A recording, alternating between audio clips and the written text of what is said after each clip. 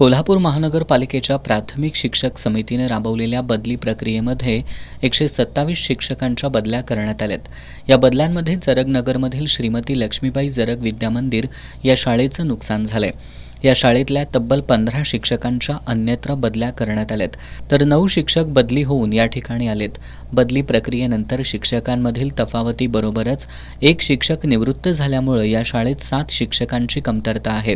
लक्ष्मीबाई जरग ही महाराष्ट्रातील महानगरपालिकेच्या शाळांमधील सर्वाधिक पटसंख्या असणारी शाळा आहे।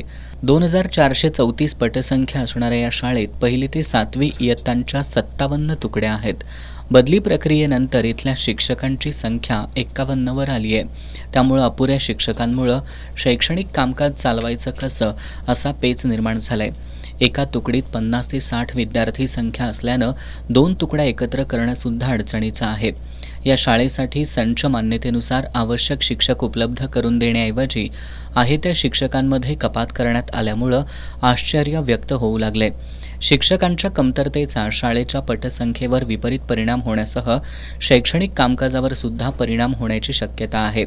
शिष्यवृत्ती परीक्षांमध्ये एक यशस्वी पॅटर्न निर्माण करण्यात आलेल्या या शाळेचे शिक्षक कमी करण्यात आल्यामुळं पालक वर्गात अस्वस्थता निर्माण झाली आहे। महापालिका प्रशासनानं शिक्षकांची कमतरता भरून काढण्याचं आश्वासन दिलंय, मात्र त्याला लागणारा विलंब लक्षात घेता शैक्षणिक वर्ष सुरू करण्यापूर्वीच आवश्यक त्या शिक्षकांसह शाळेचं कामकाज सुरू होणं गरजेचं असल्यानं महापालिका प्रशासनानं याचा गांभीर्यानं विचार करावा अशी मागणी शाळा व्यवस्थापन समितीसह पालकांनी केली आहे।